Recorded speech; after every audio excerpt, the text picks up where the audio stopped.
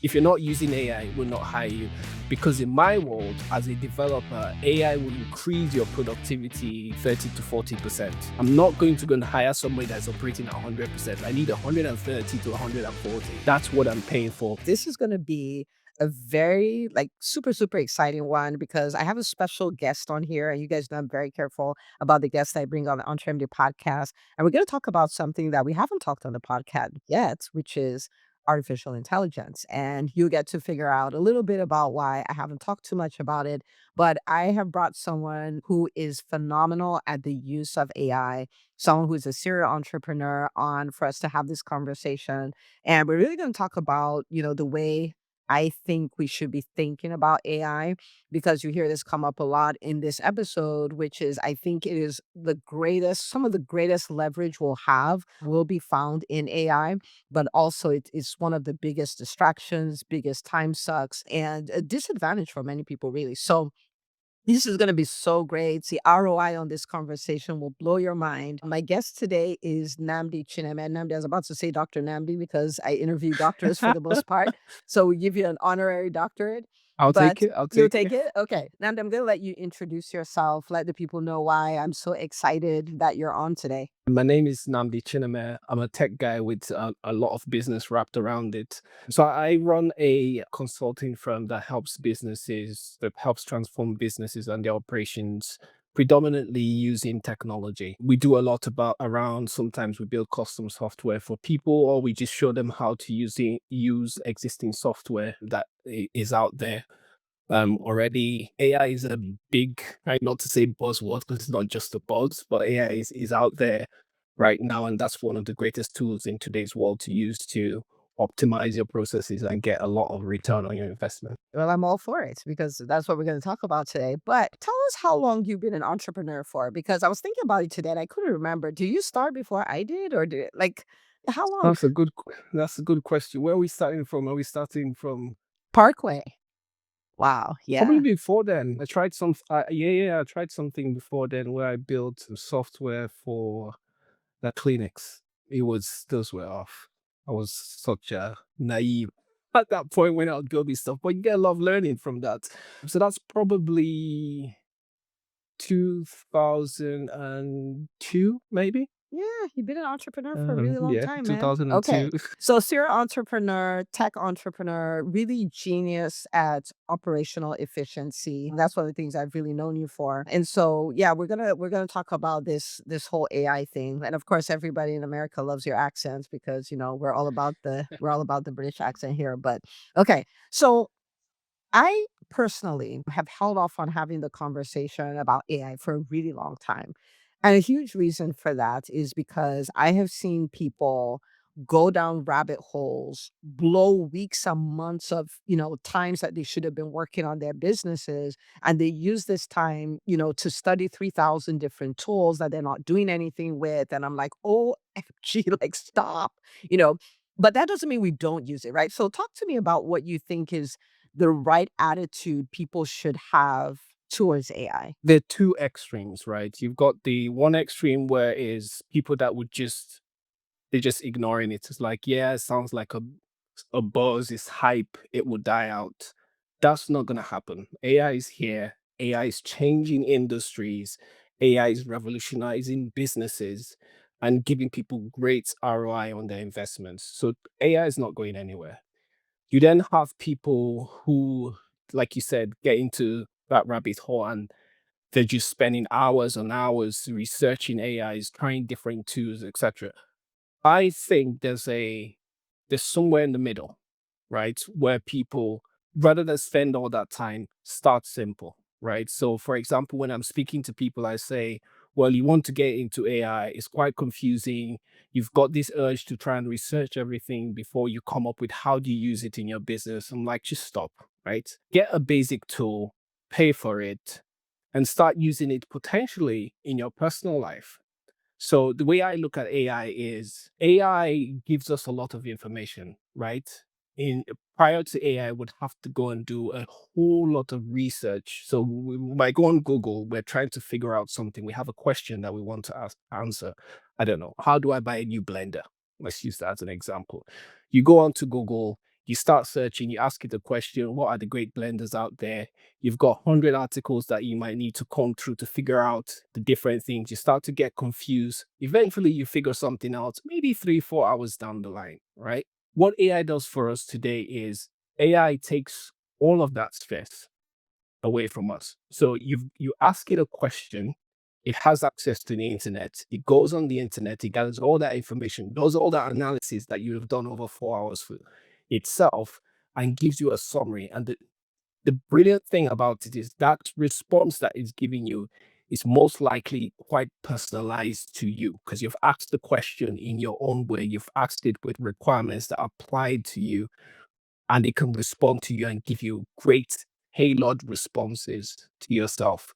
So AI is absolutely powerful and a great tool that everyone I think should be using. But again, start small and try and use it in your personal life and see how you get along, get comfortable with it, and then you can start progressing from there into your business and maybe giving it more complex things. But at least by at that time, you've got a good understanding of how it works. What's your favorite tool? I know there's no standard answer to that, but maybe 70% of the time, what is the favorite tool that you recommend people start with?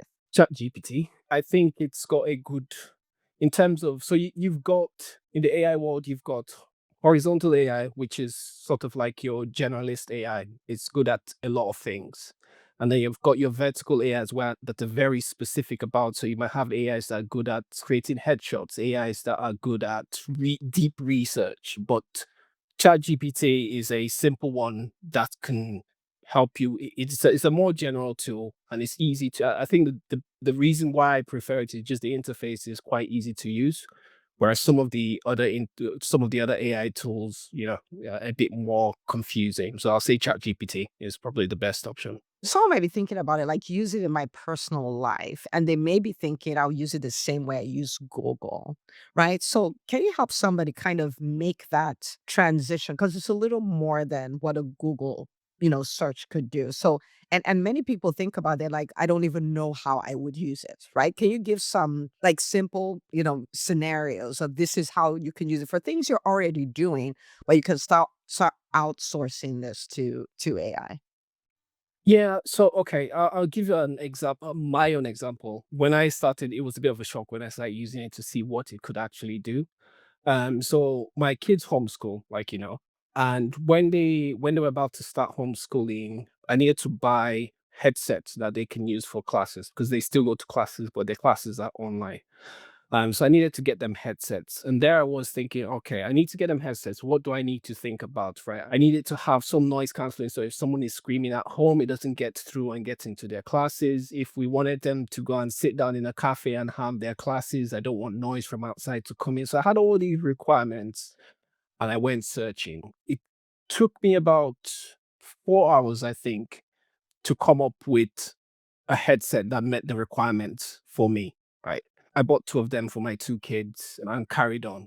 This was before I actively started using AI. I had them installed on my laptop, but for some reason, I was going down my old path, which is the default is open a browser, you go to Google and you search, you do all the research. I went through probably about 20 websites, maybe about 5 or 6 YouTube videos. So that's the process I went through. And then I started using ChatGPT. And I thought to myself, you know what? I'm going to ask ChatGPT to answer to the question to find me headsets that meet that particular requirement. And I gave you all the details. I want them to be able to use in a cafe, XYZ, da da da.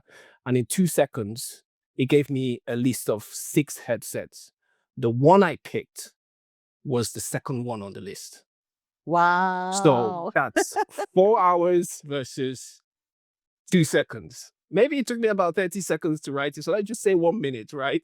But again, 4 hours to 1 minute. And it was right there in front of me. It actually gave me a few videos to go and videos I could watch about that headset. So I'm like, wow, okay, this this That is this is wild. this is changing the game. Yes, this is definitely changing the game. That is wild. And if you think about that, because the reason why I asked you that question is because we do these things by default. We have a certain way of going after Absolutely. information we need to get, whether that is planning a vacation or in your case, a headset you want to do, or comparing to schools, or, some tool thing for like, like even menus, like what am I going to eat? What are my options? I have these things in my fridge. What could I make with them? I don't want to go shopping, right? And when you think about all those things, there's so many hours that we spend. So, for instance, you're talking about saving 4 hours on one search. So, think about it. If we did that every day for a month, that's 120 hours. Exactly. That is a That ridiculous that is number of hours, right? Like, and so the amount of time saving that can be done is so mind blowing. it's And, incredible. and once you start, then what you're doing is you've created a pattern interrupt that you're no longer just thinking, oh, if I want something, go search for Google, but I have to analyze it and I have to come up with the questions. I have to do everything. To now I have an assistant who can kind of do these things and I can save all this time. Once you see the pattern, once you start functioning that way, it becomes the new Google search. And so in your business, you start functioning the same way. So it's super powerful. So let me tell you one of the things that concerns me about AI, which this is one of the reasons I didn't talk about it till I fully developed what I consider is the responsible way and the safe way to use AI. One of the things is after you ask it questions for so long, it becomes like this pillar of information that is never wrong. So it's almost like we no longer trust ourselves and our judgment and our dreams and what we really want done and all of this. And we start outsourcing our original thoughts to AI. Right? And so I tell people, I'm like, "Oh my goodness, like, you're the visionary. You're the one giving it direction. It's your assistant. Like, you can't reverse those roles. It takes you to a bad neighborhood." Talk to me about that. You may not agree or not, but, like, talk to me about, what comes up for you when you think about that. One key thing to say here is that AI can make mistakes. So we need to be careful about that. So we can't just take everything it gives us as gospel. Sometimes we need to verify what it's saying to us or ask the AI to verify its response. That's one way to get around that as well. So yes, I do agree with you. An AI is a tool, it's an assistant. It doesn't replace you. It doesn't replace the unique things about you that you bring to the table. AI just helps you through that process. So you've got a thinking process, you've got strategies that you use. You can use AI to help you enhance that. So, for example, you need to give a talk in a live event or something like that. You can use the tool. Obviously, you've got what you want to speak around, you've framed it, and then you can use the tool as a copywriter, but you need to be original to yourself. You should generate the concepts around what you can use it to research to help you form your concept. But at the end of the day, AI is a tool to help you. It can help you write the copy for your talk. It can help you with presentations. It can help you with, in my own world, it will help us with writing code and things like that. But at the end of the day, we are the architects of the code. AI is just helping us do the grunt work, making things faster. Oh, I love that. Right? We're the architects, right? And this is just helping us do the grunt work. If we can think of it that way, then we don't lose our authenticity. We don't lose our originality. You know what I mean? Because I see people, they're like, well, what is the message for my business? Who do I help and all that? They're like, just ask ChatGPT. I'm like, no, no, you don't. No, don't do that. Right. Because the businesses, for most people, the businesses, it's coming out of you, right? Like, it's not like you're Yeah. babying a child that way, but there's something you're trying to do. There's something you're trying to accomplish, right? Like, for Antrim, they have a very specific thing and very specific thing that's driving me.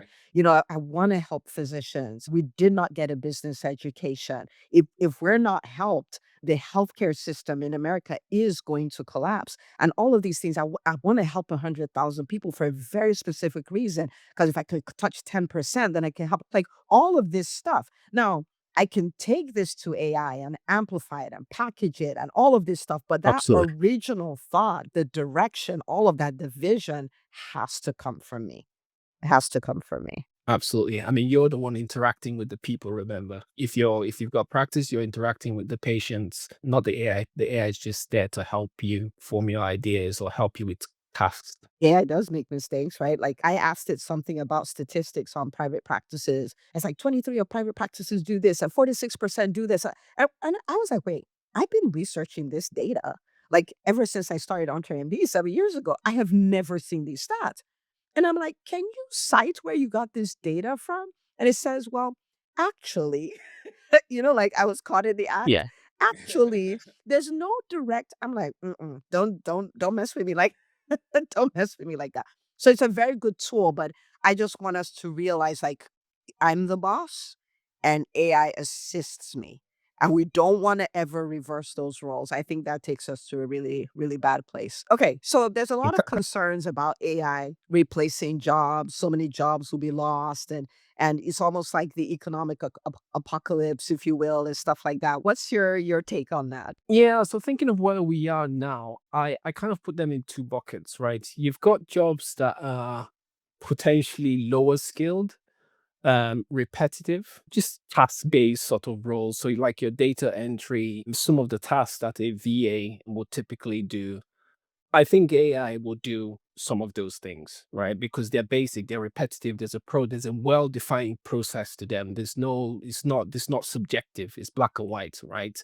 So AI will do. I mean, if you said to an AI to calculate, if you gave it the right information and to calculate how much tax you need to pay, the rules are straightforward, right? The information is out there. It's mathematics. One plus one still remains two. That's easy for AI. So I think some of those jobs will go and people will need to upskill into other roles, similar to what happened when computers were introduced. Some job roles did go. Tractors were introduced into farming, and the number of people that work on farms reduced. People had to go and pick other jobs or upskill or learn how to, drive a tractor. So those jobs are likely to go in the long run. And there's the other bucket of jobs that are more skilled, like your software developers, physicians. Those kind of jobs, I don't think would go. However, people that don't take advantage of AI may lose their jobs. And the reason for that is the expectations will change. So even from my own perspective, when we're looking at hiring software developers now, the perspective is quite different. If you're not using AI, potentially would not hire you, because in my world as a developer, AI would increase your productivity in the region of 30 to 40%. I'm not going to go and hire somebody that's operating at 100%. I need 130 to 140. That's what I'm paying for. So I think those jobs will not be replaced easily. However, the expectations from people working in those jobs will change and have changed, to be fair. An accountant that was probably working on three accounts would be expected to work on six or eight because they're using AI behind the scenes. So those are the kind of two buckets I see. The ones that are quite likely to be replaced in the short term, and then the more skilled jobs where people would have to adopt AI and increase their output to still remain relevant. So it sounds like from what you're saying is at the end of the day, everybody's going to need to upskill.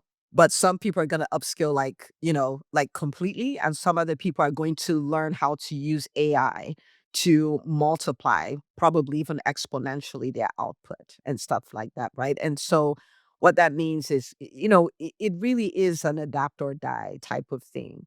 And I think with computers, the uptake was, it was slower in the beginning and the disruption was like, I mean, we're talking dinosaur level slow, right? Compared to what AI is doing because AI is evolving so quickly that it's disrupting itself.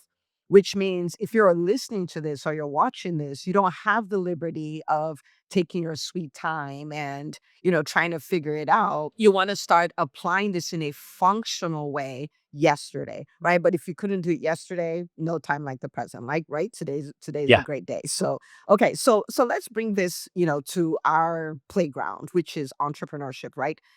How should physicians think about incorporating AI into their businesses? So I run a business, I'm not doing any AI whatsoever. I heard this, this talk and I'm like, "Oh my goodness, like I can't be an early adopter because I think that the early adopter ship has sailed because but I could be, what is next? Where would this person start from and how should they think about this process of, installing AI in their businesses?" Start by installing ChatGPT.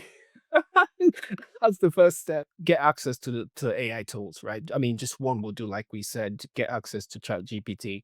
And I think the way I look at it is I mean, an easy way to start is you've got a question that needs answering, and you're thinking to yourself, well, I haven't got time to do that.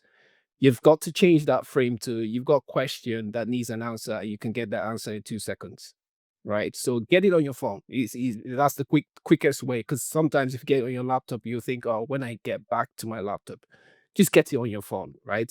You have a question about something in your business. It could be maybe you've got a new piece of software, you're trying to figure it out. You go on Chat GPT, you type the question in there, get the answer instantaneously. You've got a process in your business that you're thinking, wouldn't it be nice if we could make this faster?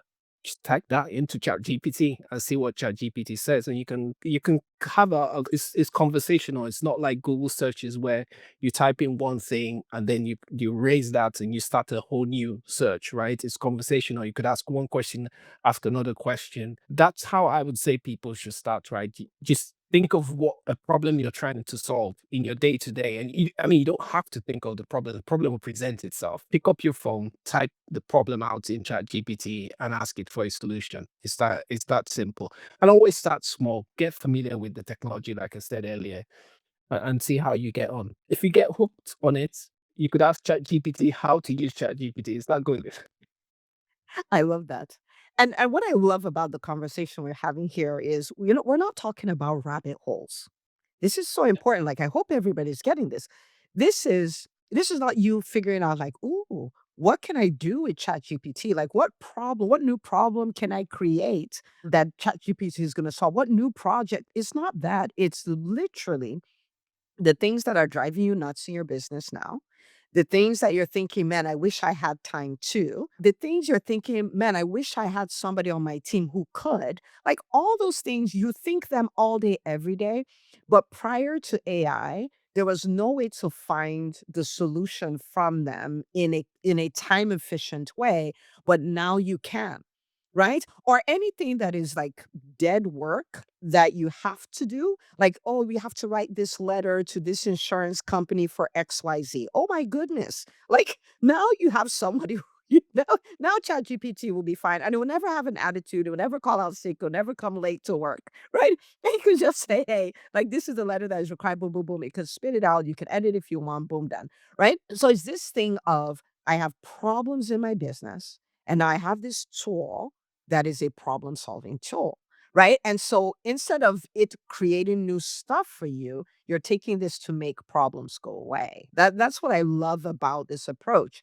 And, like, and we're going to do a deep, deep, deep dive on this during EntreMD Live. So EntreMD Live is our annual events that we have in Atlanta. It's happening in Atlanta, June the 7th, 2025.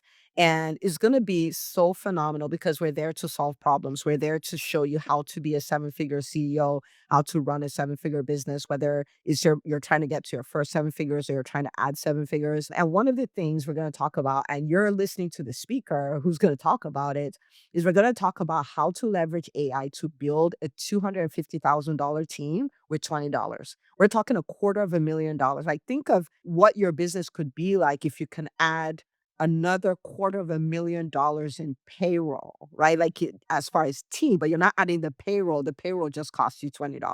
Like that is fantastic. Is the best thing since sliced bread. So if you haven't booked your ticket, entremd.com/live. And actually in the EntreMD Business School, we're taking this so seriously that we have created a whole new section, which is called AI with an ROI, right? It's not AI, the rabbit hole. It's not AI, ooh, this is so fascinating. It's not AI, ooh, learn all the things. It's AI with an ROI. Literally, I'm bringing this tool in. I'm using it in this way to create a return on investment. Then I'm using it this way to create a return on my investment because I don't want my clients going down rabbit holes. I don't want them outsourcing their brain and their original thought to AI. I don't want this to be the biggest distraction because for me, it's like the biggest leverage or the biggest distraction. I want this to be a tool that will absolutely change their lives and they use it responsibly. So in the EntreMD Business School, where we're going to be doing that is going to be absolutely amazing. Absolutely amazing. Okay. So Nandu, we've talked about this before. Okay, so we'll talk about it again. If you don't know, Nnamdi's my brother, right? Where, he's my brother. And, we come from a family of four kids, and two of us really love to talk shop, and two of us don't want to talk shop at all. So, when I want to talk shop, Nnamdi's the one I call, and, we just talk about changing the world, leveraging entrepreneurship and tech. So much fun. So, one of the things I've told you is that, in EntreMD, for instance, I want to build and in my private practice, right? I want to build this team. Like I want to have a large team so we can do a lot of stuff in a cost-effective way. And 75% of my team would be AI, and then 25 would be human. Because for instance, one of the issues we have with private practice is how high the overhead is. And a huge part of the overhead is payroll, right? And I have this project, right, guys? We're not going to talk about it because I have this project. It's in a Google Drive somewhere, and it's called Project 20. Okay. So private practice overhead will run anywhere from 40 to 70% for an insurance based private practice. I'm like, what if we could make that number 20? Okay. So I'm just bringing into my world. These are the kind of things, my brother and I talk about, just crazy stuff. But how could we bring that to 20, right? 20%. And one of the ways I think we would do that is AI. So talk to me, talk to the people like, am I nuts? Is this something, is it a project I should pursue? Should I ask ChatGPT how I would do this? you There know? you go. That's how to use ChatGPT. So what do you So think? it's doable. Is it doable today? It will take some doing. But what we're seeing in the industry is the speed at which the capability of AI is becoming better and better. It's just, I mean, a month is like 10 years right now. It's getting a lot better, it's getting smarter. I think to get to that point, you would have to leverage a lot of, like I said earlier, what is referred to as vertical AI, which is specialized tools. So to take, for example, you've got a system that books appointments that you use for booking appointments, etc. You might have an AI that is absolutely specialized in booking appointments, which is different from your chat GPT. You might have an AI that can respond to queries where people ask, oh, do I have an appointment, or when is my next appointment? I can't remember.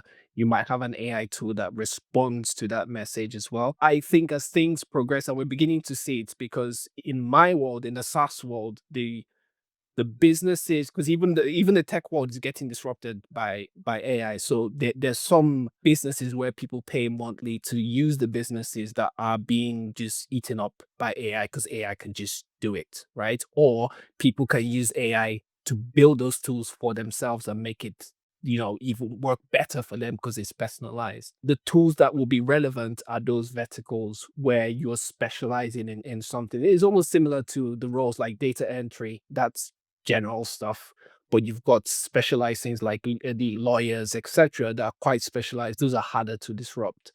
So when those tools become more advanced, I think you're going to have a lot of, we can call them AI employees, or whatever we want to call them. You would have a few of those verticals, and they'll be talking to themselves. They're referred to as agents, and there are a lot of protocols that are being built these days to have these agents, employees, able to speak to themselves. So you might have one that is handling scheduling, that is speaking with the system that is holding the information about the patients. So there's all this interesting stuff that is going on. So would you be able to have 75% of your workforce being AI? It's possible. It's possible. I mean, entrepreneurs are problem solvers, right? And adventure, like we love going on adventure. And for me, I've thought about it, has been a pain point for so long. Like that would be interesting. And it's not so much replacing, when I think about it, it's not so much replacing who I have as it is augmenting who I have and then having who I thought I could never have.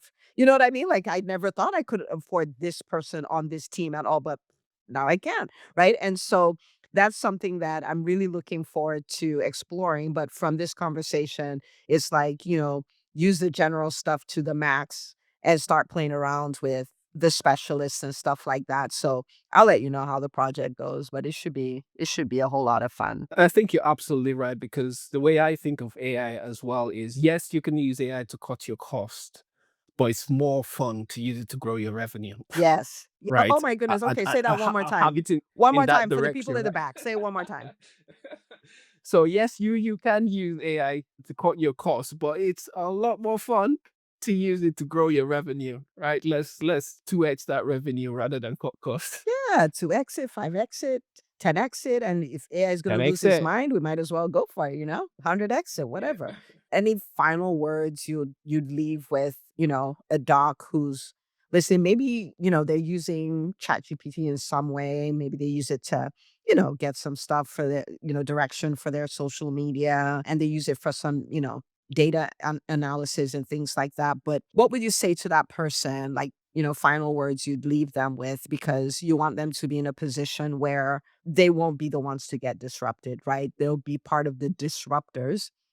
I heard someone say that AI is not going to replace people. The people who use AI will replace those who don't, right? And we want them Yeah. to be the people who will not be replaced, the people who would be able to function at like the highest level possible because they have all these tools that they can use. So one of the things I've found fascinating with AI is, or my at least my use of AI is its ability to help me get myself unstuck when I'm thinking. Because sometimes, so for example, you might be thinking, well, I'm using AI in my business, but am I using it the right way? What else could I do? Sometimes that's difficult to think through. But the great thing is that you can ask the AI that question, right? So it happens to me a lot. I might be thinking, oh, somebody said I want this thing built, and I'm thinking I have no idea what that is or how to build it. And I just go to the AI at that point where I'm stuck and ask it the question there and then. And the response that comes back is great because you can then ask it, how should I be using it in my business? And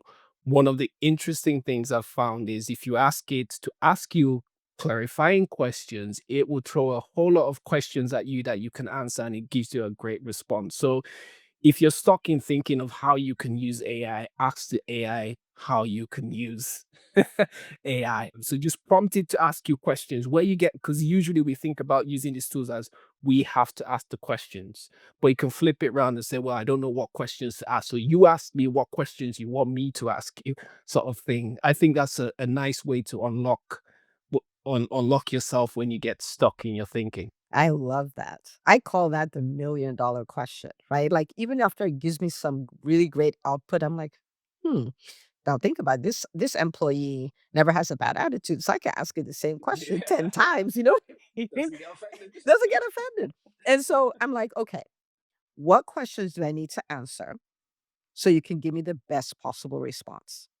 And usually we'll spit out some stuff. And, like I like that you like to type. I'm not about that life.